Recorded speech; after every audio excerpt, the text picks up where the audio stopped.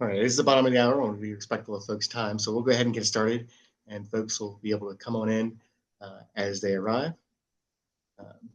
This is our roundtable for September, and it's focused on water trails. And our guest today is Molly Webker, and we're going to do her presentation is Uncharted Access, Understanding and Removing Barriers on River Trails.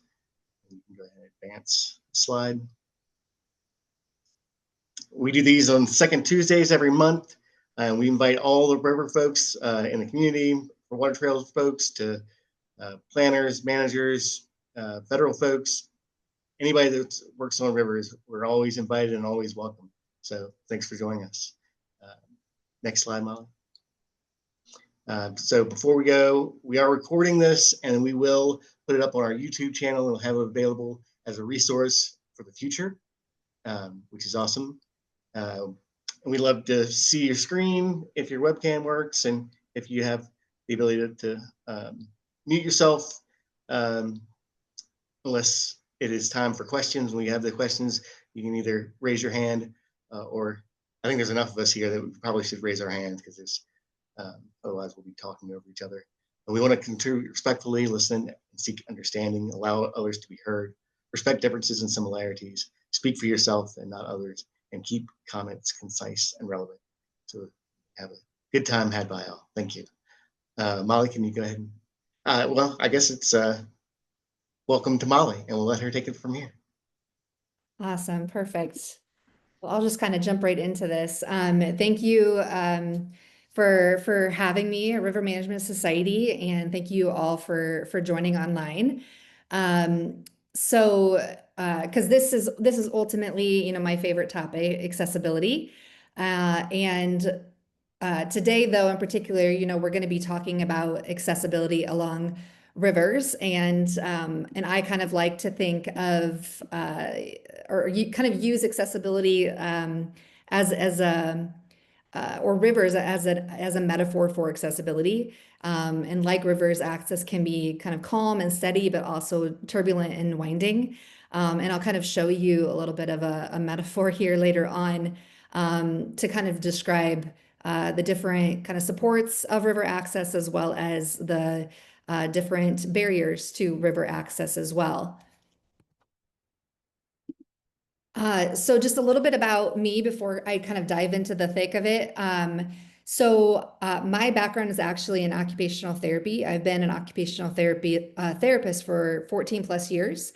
And all the while, I took a very special interest in accessibility. But as an occupational therapist early on in my career, accessibility to me was very much more reacting to a problem that had already occurred, whether it be through environmental modifications like retrofitting, adaptive equipment, assistive technology. And I started to kind of see over time how occupational therapy and the role of an occupational therapist could really benefit more by taking a proactive or more of a universal design approach. And so that's really what led me to do what I'm doing now. I own my own business called Uncurbed, and Uncurbed kind of based off of the ubiquitous curb cut, which is like the OG of universal design. It's the first design change for people with disabilities that ended up having a net benefit for everyone.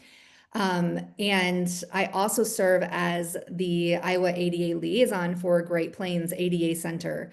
I realize that a lot of you are kind of coming in, I think, throughout the country, and all of you have your own ADA center or regional ADA center through the national or the ADA National Network. Great Plains is Iowa's regional ADA center, as well as for Nebraska, Kansas, and Missouri. So if I have any of those folks here, but all of you should have your own regional ADA center, and that's important because our services help provide technical assistance and training related to the ADA, especially around public accommodations, which very well could include river access. And so again, that's a little bit about my background and what brings me here today. So just to kind of give you an overview really quickly of what we're going to be talking about in the next 30 minutes or so is One, why river access matters. Why are we even talking about accessibility today when it comes to rivers? But also talking about what are the common barriers out there. So looking at, and when I say barriers, I'm not talking about disabilities per se, but I'm talking about environmental barriers that exist that could present as a barrier to a person with a disability, so that we can then identify, how can we design better? How could we program better? What could we do to make rivers more accessible? And then, but I also always want to take the approach of co-design, which is, when I'm in a room full of people who obviously I think are experts in rivers, and pull from you as well and learn from you, and learn from each other on what are some of the barriers maybe that you have experienced as it relates to accessibility, whether it's personally or professionally. And we can kind of talk through and brainstorm and problem solve some of those as well. And then lastly, we'll kind of end with a Q&A session. But if at any point there is a question that comes up that's super urgent, feel free to jump in and raise your hand. But otherwise, if you're able to kind of jot it down for later, I have a lot of content and I want to make sure I get through it. So why does access matter? So first, kind of things first, I do want to kind of highlight the approach that I take when I think of disability. And that approach has evolved as well over time. As an OT, again, early in my career, I took a very medical-based approach, thinking that, we have to fix the person. And now for me, it's very much of disability isn't the problem or barrier. The environment is the barrier. They would be able to participate if that environment was designed differently or if that program was different. And so that's kind of the definition that I use. It's more of this embodied lens approach.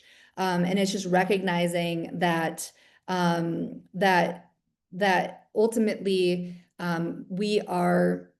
disability is not the problem. It's not the barrier. And our environment or the activities and how we set them up, those are the things that we want to focus on and fix. And I think that this kind of slide, I guess, frames it really well. The human perspective. I don't know how many of you, if you're familiar with Judy Human or not, but she was kind of the mother of the disability rights movement, and she put it really well that it's not a tragedy to me that I'm living in a wheelchair. That's just her lived experience. That's what she's always really known. So it's not a tragedy when for her to have a disability. The tragedy is when society fails to provide those things we need to lead our lives. And so that's just kind of, again, the frame of reference that I use when I approach accessibility in my work.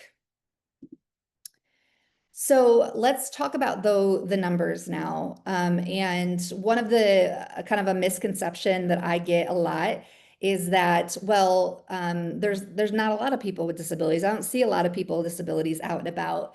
But we want to kind of recognize that, well, maybe we don't see them out and about, and especially with rivers, is because they're not built to be accessible to us. The other thing that we get often a lot is that people with disabilities, they're not interested in recreation or outdoor recreation. And that's also an assumption that's not based in fact. There's I think might even be the next slide where we'll talk about the interest level of people with disabilities when it comes to like outdoor recreation. But kind of looking at the numbers, 27% of adults in the US have a disability, which really ultimately makes it the largest and the only minoritized group that any one of us could join at any time. And I think that's an important thing to remember, is that, age itself, there's a lot of age-related disabilities. We're all going to age. We're going to experience at some point or another a moment in time, whether it's temporary or permanent, where we're not able to participate fully. And so I think it's important to kind of put that in context. And so when we talk about also the spectrum of disability, so 27% equates to 70 million adults with disabilities. And there is a graphic on this slide that really breaks it down into the percentages based on the type of disability. So everything from brain health, hearing, self-care, mobility, independent living, and vision. So all of those kind of encompasses that 70 million. And that's another also important thing to note, and I'll touch on it later, is that a lot of our standards and our guidance is built around mobility disabilities and not always taking into account the other disabilities that occur or co-occur with mobility disabilities, which also makes it important that we're constantly thinking about that spectrum of disability that exists. So now looking specifically at water recreation and some statistics that I was able to pull to kind of highlight the needs surrounding river access in particular is post-pandemic, 2.5 million new paddlers started or joined the American waterways. People just started to realize that we want more of a connection to nature after being indoors all the time. And so there was a huge kind of wave of water recreation post-pandemic, and that has continued to only go up since then. As I mentioned earlier, talking about disability and interest in outdoor recreation, households with a person with disability show the same level of outdoor interest as those without. So again, kind of busting that assumption that people with disabilities aren't interested in outdoor recreation. I think another important statistic that exists is that 331.9 million, there were 331.9 million recreation visits to national parks and over 276 million people in the United States that visited a local park or recreational facility at least once in 2024. And to put that into perspective, it was around about 2014 to 2016 where there was this huge, again, jump in recreation visits to national parks, which national parks host a lot of our American waterways and rivers. And a huge jump up to words of 30 million that it jumped just in those 2 years from 2014 to 2016. And the pandemic caused that to increase even more. But even since the pandemic, there's been a 2% increase roughly every year towards people engaging in outdoor recreation. Another important statistic to highlight is paracanoeing. So paracanoeing is basically the adaptive version of canoeing, and it was introduced at the 2016 Rio Paralympics and has since then only rapidly gained in popularity. And so it's another kind of highlight of when we actually expose access, that people will come. It's kind of the whole Iowa movie, right? The Field of Dreams. If you build it, they will come kind of thing. And that's true in this case. A little bit closer to home, I want to just provide some statistics related to Iowa and specifically Des Moines as well, further kind of highlighting the need for river access, and that is Athene North Shore. So I recognize that a lot of you are kind of coming from different places and are maybe not familiar with this project. But Athene North Shore was a project that was facilitated by Polk County Conservation. And I served as a co-lead on the universal design team. And the goal ultimately was to make it a universally and inclusively designed park. And it does have a lake there. So not necessarily a river, but it had a lake. And after building it, which they opened in 2024, so they've had 2 summer seasons now, there has been a 300% increase in visitorship since that 2022. So that totals 275,000 people. And of that, and this was just in the summer of 2024, 647 persons with disabilities received programming, essentially, and were able to participate. And the reason for that, one of the big reasons for that was not even just the design itself, but they actually hired an occupational therapist to serve as their program coordinator.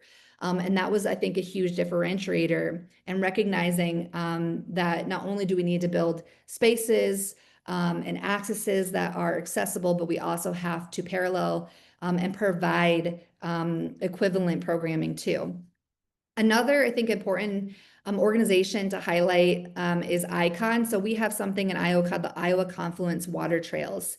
And this is an organization where they have put a lot of effort into improvements or creating basically, or turning our rivers into outdoor recreational experiences. Up to upwards of 150 miles of rivers and creeks have been worked on, ultimately covering 12 Title II entities. And I put Title II entities in there for a reason, because there is an ADA kind of significance to that, and those Title II entities regarding requirements that they have for accessibility. But ultimately, right now, it's very much spanning central Iowa rivers, and has been increasingly important to ensure, river access in those areas as well. So, like I just mentioned, the Title II entities is important because that's ultimately where we talk about our state and local governments. So whether that is a county conservation, a Parks and Rec department, all of those are considered Title II entities. And so they have accessibility responsibilities as it relates not only to the Architectural Barriers Act, but also the Americans with Disabilities Act. So these are very, very important. And another reason why river accessibility matters. But the challenge with this is that neither one of these really address river access specifically. And they do have some specifications related to gangways and docks and things like that, but it's more catered towards lakes. And so we realize that rivers are, a whole nother system of challenges, which again, we'll go into. But although we have these kind of monumental pieces of legislation to help guide us, there are still some gaps that do exist. So of those Title II entities, I just wanted to kind of highlight some of the administrative requirements, and I'm not going to read this word for word, but just knowing that there are statutes out there that exist within the ADA that ultimately, require these Title II entities to not only make their spaces accessible from a physical design perspective, but also from a communication perspective. So information that you are relaying to individuals. And I put this in there for a reason, because it's going to tie into when I talk about communication barriers in a little bit. But just knowing that those Title II entities, and if you and where you're located and the rivers are tied to any of those, knowing that they have a responsibility as it relates to the ADA, not only for from a physical perspective and those public accommodations, but also effective communication and the information and how we're communicating things, not only just to the general public, but then also to individuals with disabilities. And so, as I mentioned earlier, I started kind of to allude to some of those gaps in accessibility regulations. So one of which being, rivers versus lakes. There are some, there's already some standards and guidance as it relates to more of your docks and your gangways. But again, it's all tied to more your lake systems and not so much rivers. And so that is another reason why looking at river access and how can we maybe pull from existing standards, but also how do we work with our community? How do we do our own research and identify what those barriers are, so that when we go to do an improvement project for a river, we can really look at and kind of tackle accessibility as well. Also looking at things, there's not really a lot of guidance beyond just even boating. Think about the other types of recreation that occurs along rivers. So whether it's fishing, whether it's even just wading and having respite, all of those are additional considerations that the current accessibility regulations don't really highlight or touch on in great detail. Also thinking about, the seasonal and dynamic environments, right? I'm in Iowa, so we have winters. And that's something that we have to kind of factor in. So some of our accessibility choices might be different compared to where you are at geographically. And so those are all kind of factors. And again, a reason why we have to really take a holistic approach and a comprehensive approach to river access. Also, land versus water trails. There is a lot of, or has been, especially through the ABA, a lot of regulations surrounding land trails, but not necessarily considering water trails and how that's another form of movement for people. It's another form of navigation. And so that's just another thing that we need to look at from accessibility. Connectivity is another thing. And what I mean by that is really kind of looking at um, uh, not just you're at your river trail, but also what is the connectivity to the other kind of shared path trails or walking trails, the connectivity to the actual city that maybe it's located in, or if it's in a rural environment, what is that connectivity in terms of people's ability to get there? That's, I think, a thing that's often kind of looked at as an afterthought, and it's an important factor in thinking about accessibility. And then enforcement and consistency, that is obviously going to kind of differentiate depending on where you're at, and how a person maybe interprets, our legal ADA guidelines, ABA guidelines, and just making sure that you might build something, but then is it communicated across teams all the way to the general construction manager that's then implementing it. There can be a lot of opportunities where things can kind of fall through the cracks. Um, kind of no pun intended there.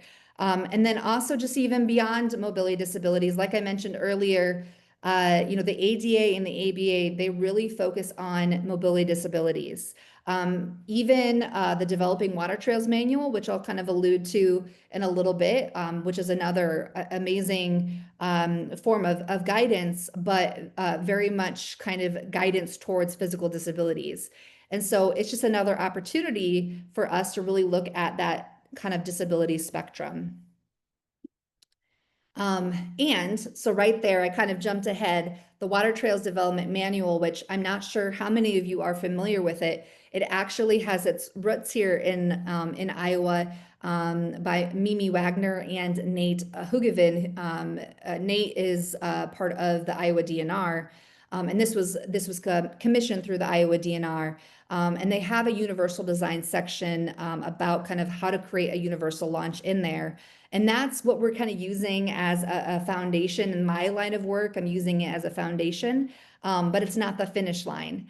And so how can we kind of expand on this and make sure that we are understanding how a variety of different disabilities, age, all of those things can be impacted by river access? And then what are those design interventions as a result? Additionally, in Iowa specifically, because of that Developing Water Trails Manual, they actually have utilized that manual to create what they're referring to as Gateway. And Gateway is kind of their accessible access site. That's just kind of the term that they use. And so right now, there's only 3 that currently exist based on kind of the specs within that universal design, or excuse me, Developing Water Trails Manual. But they only have the entry point. They don't have an exit point. And so that's, again, a kind of another barrier or challenge is recognizing that we want to make it accessible to get in, but then we have to make it accessible to get out too. And looking at that full kind of user journey. And also noting that that Developing Water Trails Manual was developed in 2010. And since then, we only have, these 3 kind of entries. And so just kind of looking at too, what are some of the more institutional organizational barriers as, what's preventing this from happening? That's another thing that I'm going to touch on as well, because it's an important factor to keep in mind. And so then these are just kind of close-ups or aerial kind of views of those 3 access points. The one on the left being the Austin Park access, which is the Lower Des Moines River. And then there's the Ebby Mills Bridge access, which is Maquoketa River, and then the Iron Bridge access, which is the Wapasikon River. And all of these are a little bit slightly different, but have been utilized or built kind of based off of the Developing Water Trails Manual. Now, I've actually visited the Austin Park access, and we took an individual with us in a wheelchair when we were there to kind of do a site observation and do some benchmark checking. And so at Austin Park, you can kind of see that there is this kind of the zigzag down to the water.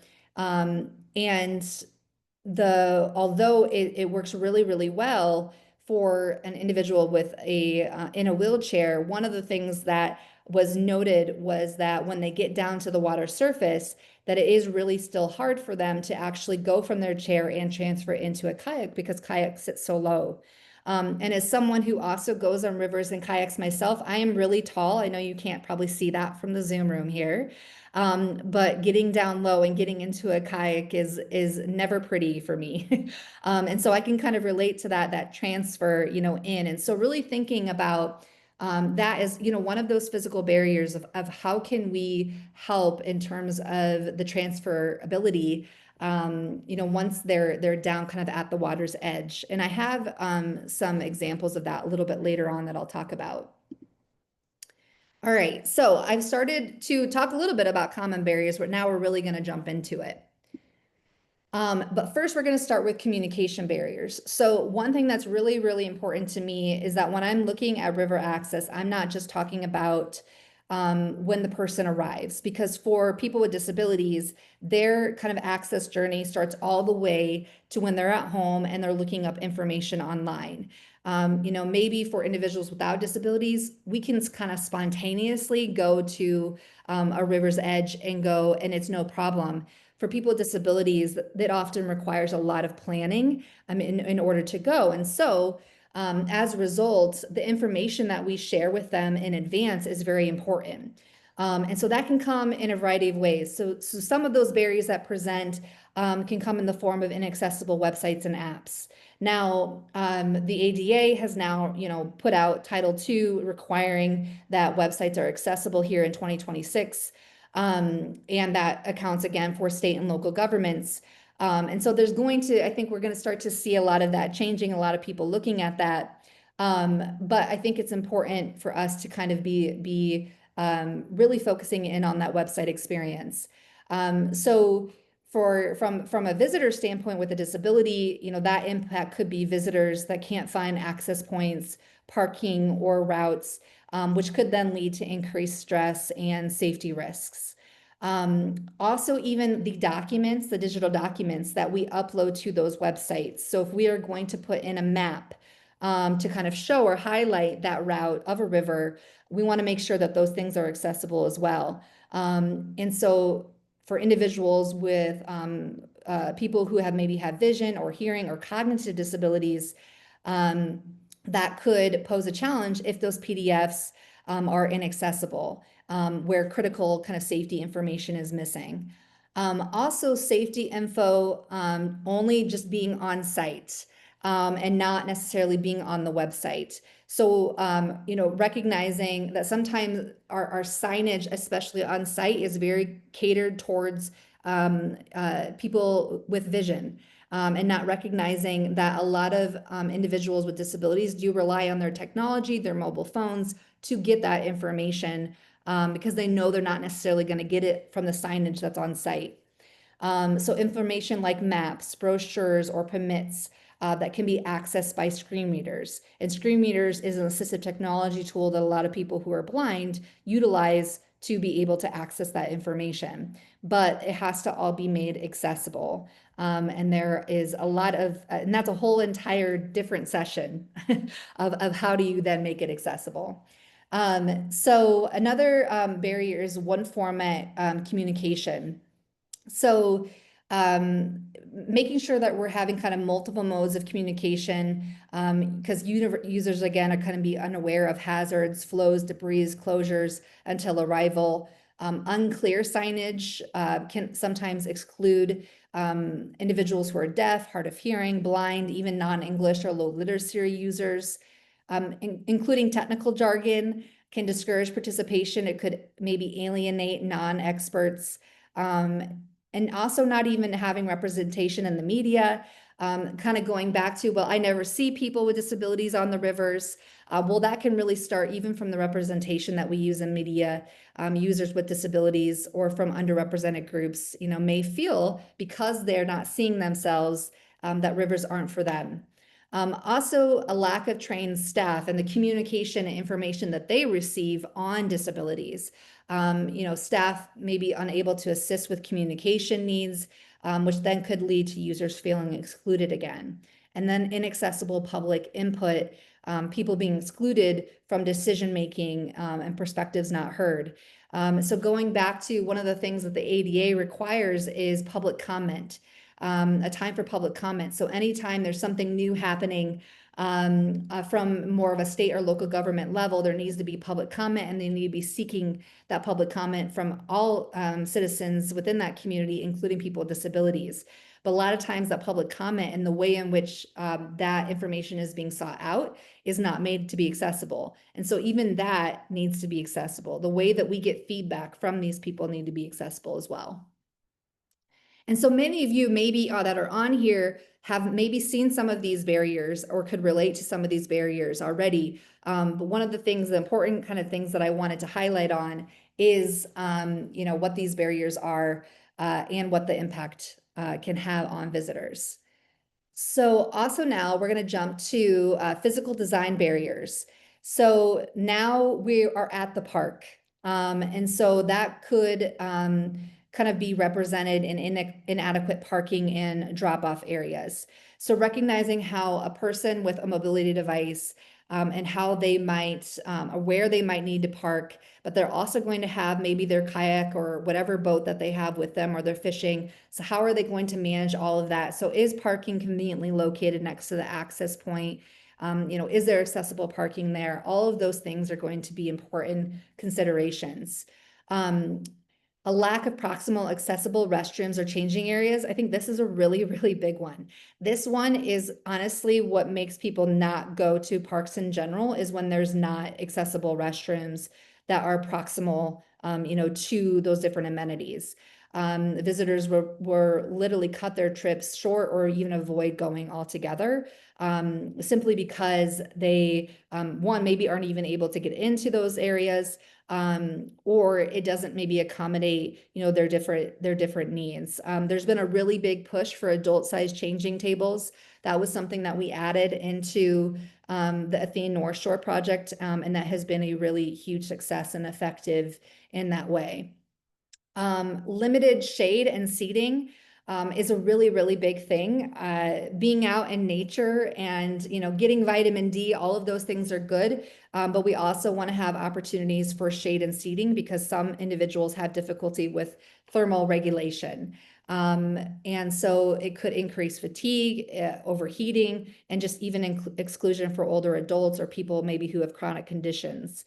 Also limited transfer options. I noted this one earlier, and the gentleman, when I observed them in Austin Park, people with mobility limitations, they can't always get in or out of those boats safely, especially from a wheelchair.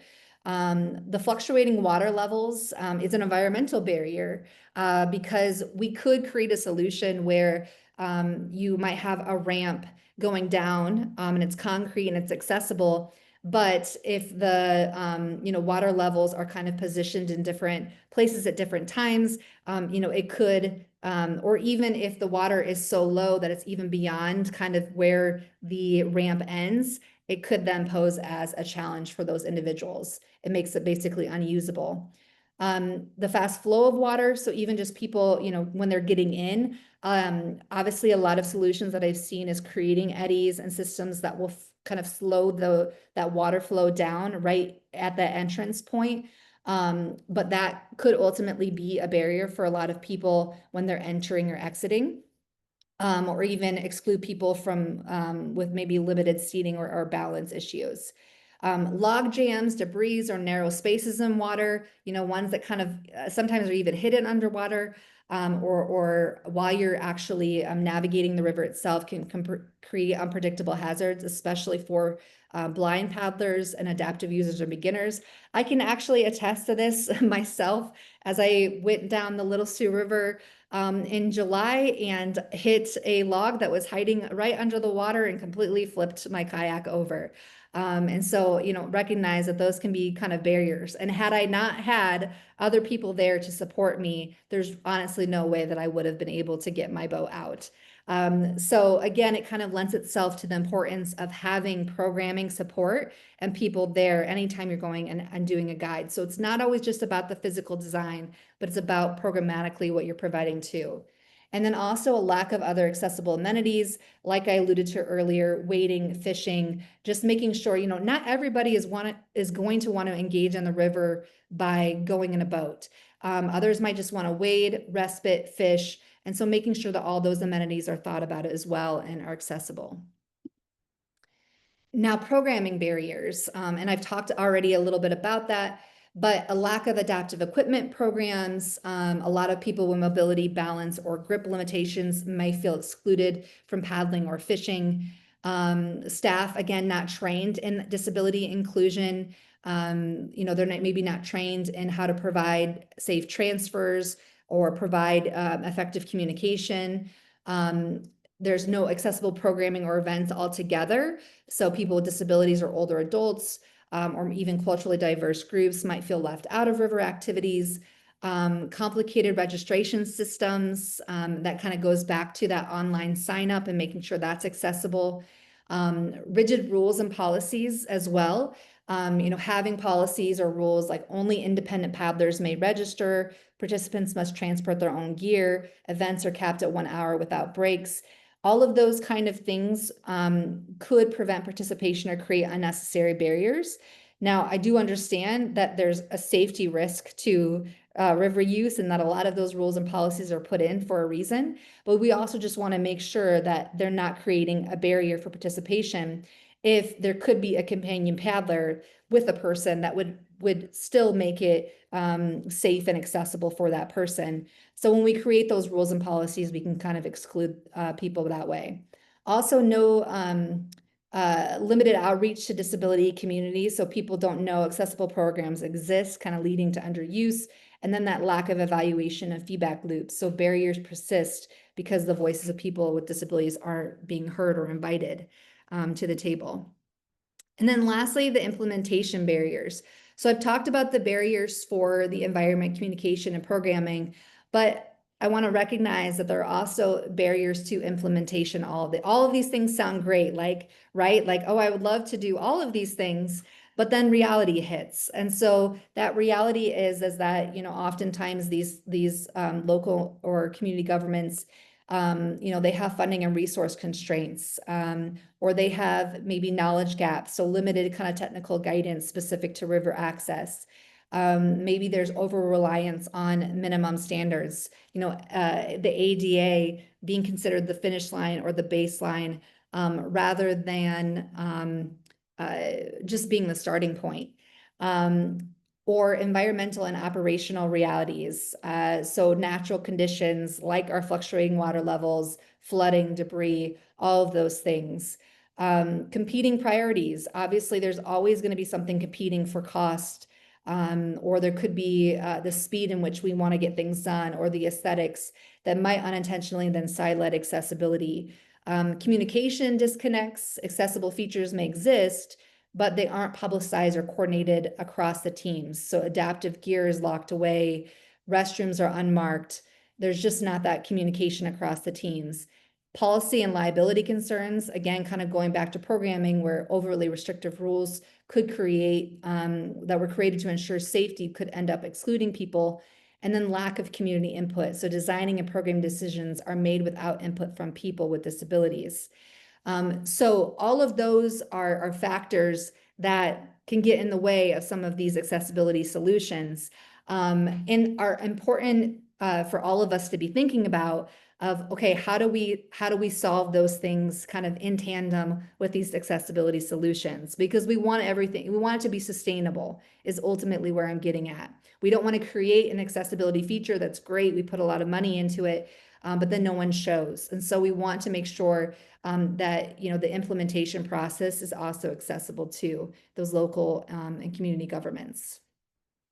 So here's just some pictures that I wanted to show of some existing kind of access places that exist. The one in the left corner shows this was created to be an accessible access point. You have all these kind of raised dome concrete that kind of a ramp down that would be really, really, really challenging for a person in a wheelchair to go down. It was even hard for me to walk on it. And so I guess the thought was nice, but it was a little bit ineffective in the execution. The other thing about this is really looking at, so you have these big boulders here that are used for erosion control and all of those things. But they also could double as an accessibility feature if done right.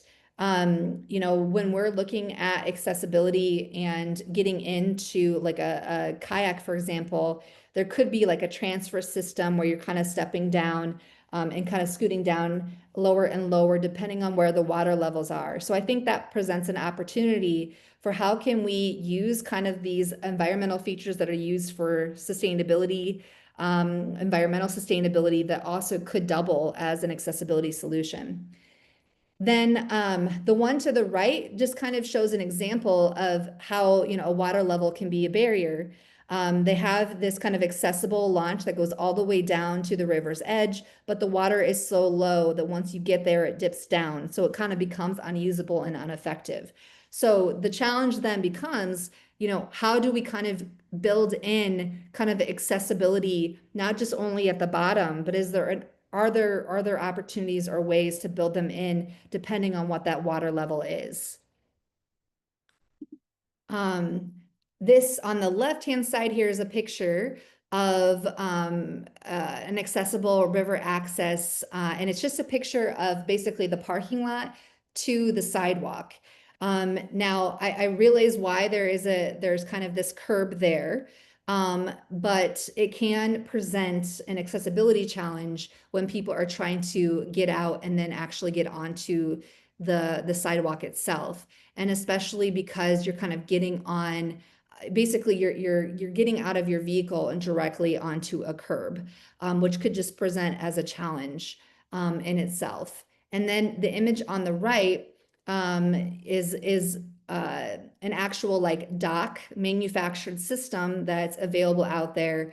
That basically you're in your kayak all the way from the top and you get to go for a ride all the way down, which could be fun for some, I think. But one of the potential challenges to that is you do still require a little bit of upper body strength, which maybe some people might not always have. Those railings themselves can be really, really hot and could burn people, especially if people don't have, that thermal regulation again. So that could pose as a barrier. And so there's just a lot of, although again, it's an idea and maybe with some tweaks and things like that, it could be effective. But there's also some conflicts that it presents as well. The other thing I could think of is when the river rises, I would imagine there could get a lot of debris and sediment buildup on that as well, and it could then become hard from a maintenance perspective.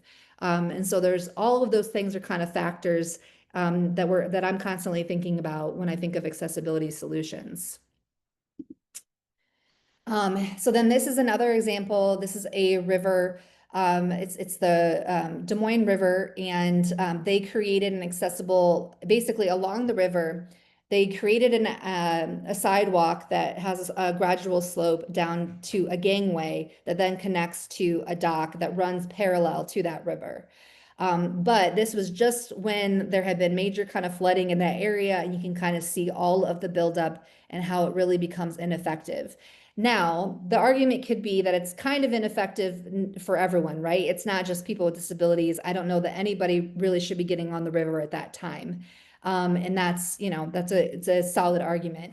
But is maybe having a dock really the best option? I know that there's been docks that have been placed on the Mississippi River, and it's simply they require them to just remove them when there could be any kind of notes of flooding that could happen, and so forth. So it's another consideration to be made, but all of the things like maintenance, it getting taken away from floods, all of those things are just factors that have to be considered when thinking of it as an accessibility solution. And that's kind of the same as this image on the right.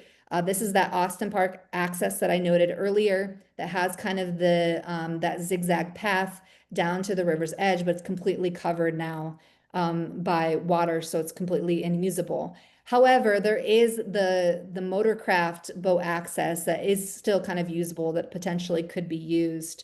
But again, you maybe wouldn't even recommend that people be on the water if it's that high. But just wanted to kind of show another example. The one nice thing about this is that you can see that there's accessible parking that's really, really close right up to that edge, that allows people to naturally just get off and get right into the water. Okay, so that leaves us here with some time left to do a little of discussion ourselves. So co-design is something that I utilize in my practice of work all the time, where I don't want to ever come up with solutions without engaging with the people that are affected by it. And that even includes members of the River Management Society and experts in that area. And so that's kind of why I'm kind of incorporating that into this. And that's a big part of what I do as an accessibility consultant. So with that, we're going to do a reflection prompt where I want you to think about your own work in your own environment and where have you maybe seen access issues. And so you're welcome to raise your hand and we can call on you, or you can add them to the chat box and we can read them out loud. But just want to give you an opportunity to share some of the access issues that you have maybe experienced or observed from other people where you're at geographically.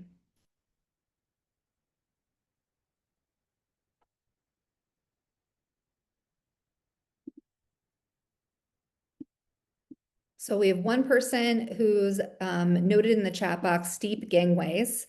So absolutely, you might have a gangway that is accessible, but because of the river level, it could be kind of deemed unusable or ineffective.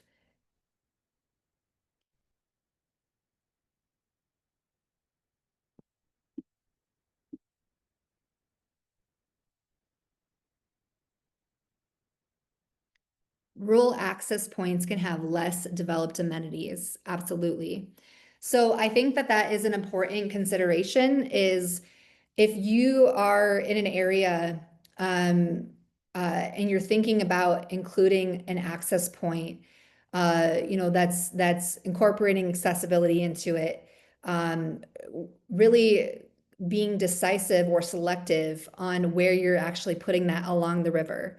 Is a rural area where you want to kind of spend money or kind of develop that accessible access area, or is more of a municipality if that river runs through that an area where maybe you want to prioritize because not only because there might be more developed amenities, but also there is closer access to emergency, safety, personnel, and all of those things as well. The other reason too is when you're kind of linked to municipalities, maybe then there's an opportunity for there to be a partnership with their Parks and Recreation program. And so I'm saying all of this because these are considerations that we've done for the Little Sioux River project that we're working on. We are looking at creating an access point in Spencer, Iowa, and we've chosen Spencer as a municipality rather than kind of choosing more of like a rural access site to invest in that access area or that launch area because of potential partnerships with Spencer Parks and Rec, being able to provide adaptive programming and those supports. It's close to emergency systems and it has a lot more amenities as well. So all of those things are things that we've been factoring in and why we've even chosen the locations. Gravity also helps some users get in, but to get out presents even greater challenges. Absolutely. So consider downstream exit points. Absolutely. You know, and that exit point is huge. So really thinking of that whole process of getting in and out. Obviously with lakes, I'm sure maybe many of you have seen those kayak launches that have been being implemented more and more, where it has the transfer system and you can get right into the kayak before you even get into the water, and then you can get basically kind of aid yourself in or push yourself in. Those may or may not work for a river. Especially it does pose a challenge in the aspect of flooding and could be taken away. But it's kind of that concept of how could we take that and build it in kind of naturally into the environment, or as natural as possible. We have another one in here. So in 2008, the lower bridge over Black River, South Carolina was redone. A landing was planned as part of the new bridge.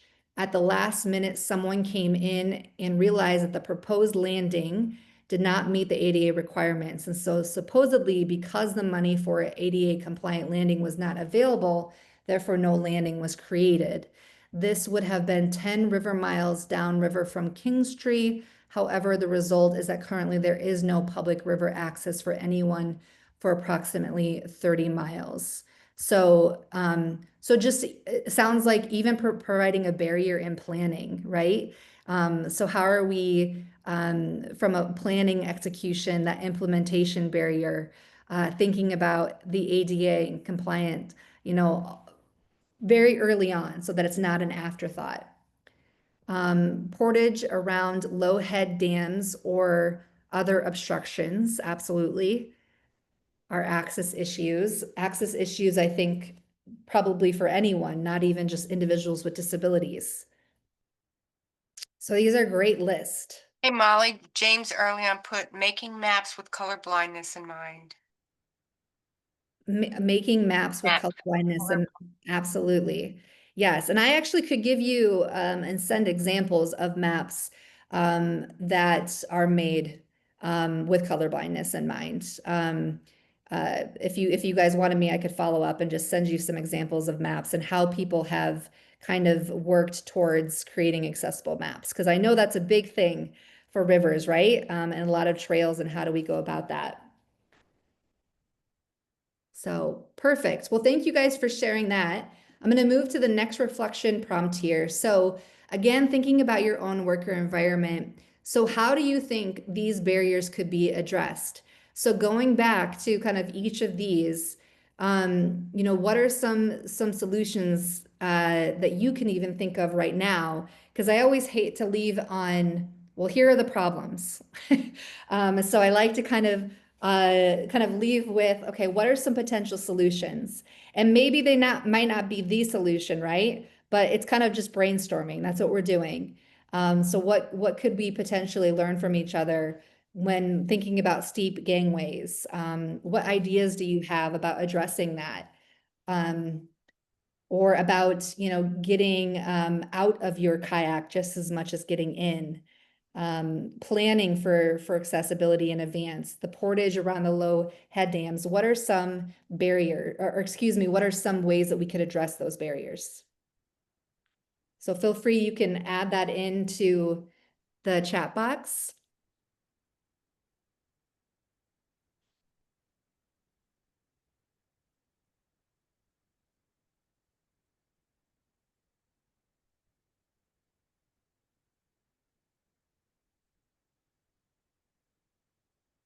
Folks may have suggested the challenges and are looking for help finding the solutions.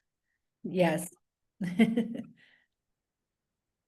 Yeah, so the Water Trails Development Manual does has some guidance in there. So if you're not familiar with that, I think it's a great starting point.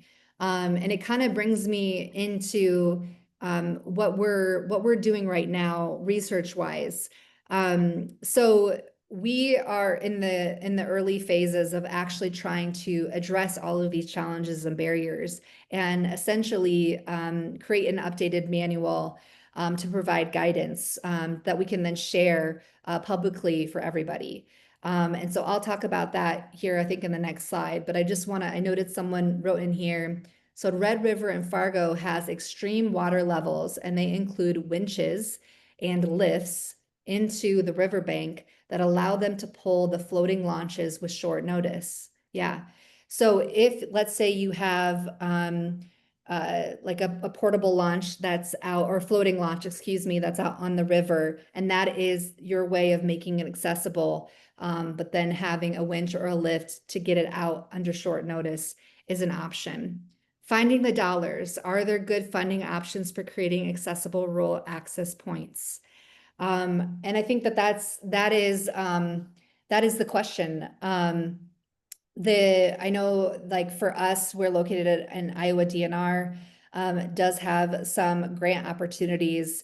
And I think that grants are one potential opportunity to try to kind of look at of how do you kind of incorporate accessibility. Also, looking at partnering with the county conservations. Sometimes they have bond money that could help kind of put towards accessibility infrastructure. I actually heard some really unique ideas too, where there was a community that had put in old, like, parking meters at different parks and kind of river launch areas, and just asked people to put a donation saying that it would go towards accessibility of this area. And they ended up raising like $20,000 from the incorporating those, like, parking meters and basically repurposing them as a way to collect donations and just locating them in high kind of areas for people that are visiting.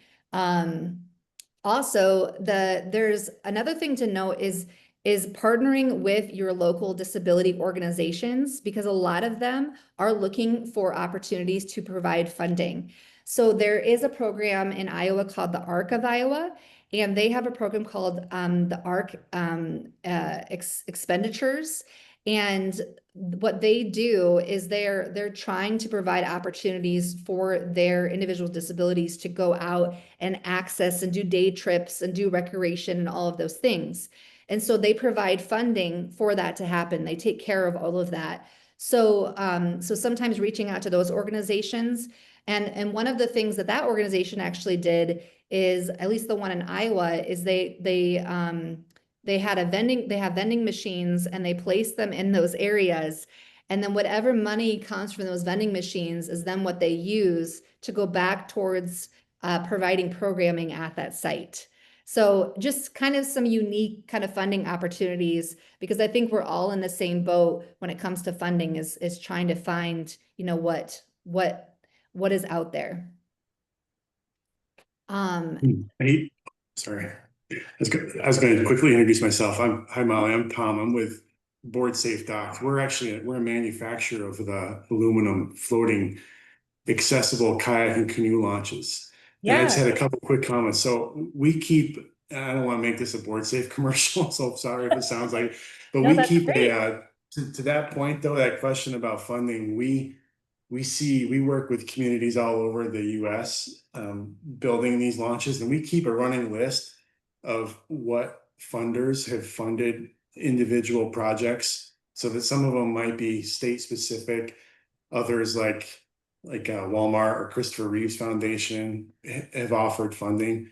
Yes. So if anyone wants, I can share that with you, and then but we keep we kind of just, every time we see a customer use a funding source that might be repeatable, we keep a track, we track it, and then we can share that list, because it just benefits everyone if we share that. So I can get that out. And then Secondly, like to the other question about access, a lot of the work that we do as a company is on river systems, and we work with river trails around. And this is like a whole separate dialogue, but changing water elevations, flood conditions, debris, like in northern climates, ice in the wintertime, are all big environmental factors that dictate, like when it specifically comes to a floating launch, how it needs to be designed and anchored. Because you're right, like if a flood comes in or ice, if it's not removed in the winter and this river freezes, you don't want to lose the infrastructure you just paid to get in. So, under like some of the key variables we like to understand is mean, like average low, high water elevation, so that your gangway is sized ADA compliant when the river is at its lowest, but it's also not going to get washed away when it's at its highest. And so there's a lot of factors that play into it. But this is a great discussion, and there's a lot there. But understanding the site and what's potential there and designing around it is what it boils down to. Absolutely. Yeah. Thank you, Tom, so much for sharing that. And that was perfect. I'm so glad you were on here. So yeah, if you wouldn't mind sharing that resource of all those funding, I think that would be really beneficial to all of the audience members. Yeah, for sure. I know we're at 3:31, but I just really wanted to quickly, I guess, kind of plug our research really quick, because that's. Yeah, if you could, and then we could go into the final few slides so that we can let people go. Molly.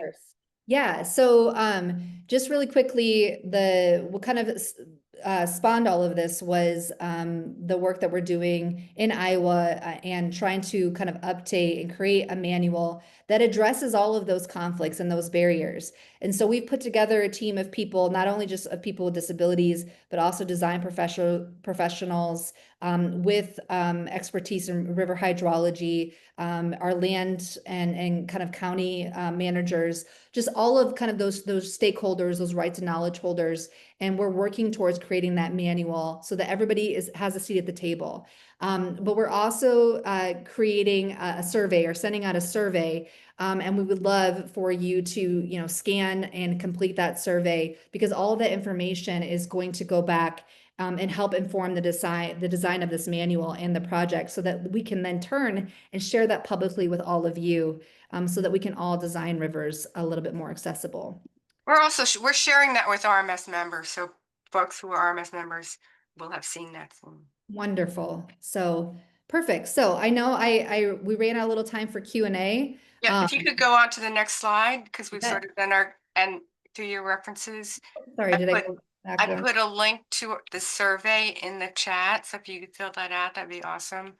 And then we have, we'd love it if people could sign up for our YouTube channel. We have over 250 webinars of River Management Roundtables and all sorts of interesting things from the past few years. And then the final slide, we have some coming attractions. We have lots of things going on in the next couple of months. Next month, we're going to be talking about 1 year after Helene, what has gone on in the Georgia, Tennessee, North Carolina area. We've got a float on the Cahaba River with Cahaba River Society. We have 4 upcoming annual career series webinars for people who are involved in these different areas. There are 3 or 4 or 5 or 6 people on each of these panels coming up. And then we have a short course for 3 days plus a virtual workshop in November for restoration with our friend Dr. John Field. So, and then we have the final slide, Molly. So Yeah. So yeah, thank you guys. Awesome. Thanks so much, Molly. That was great. Yeah, thank you. If folks want to stay on, please do. I just want to make sure we let people go because we went a little bit long. But thank you. Thanks, everybody. And we can stay here, Molly, if you want to stay here for a second. Yep, I sure will. Thank you. Thanks, everybody.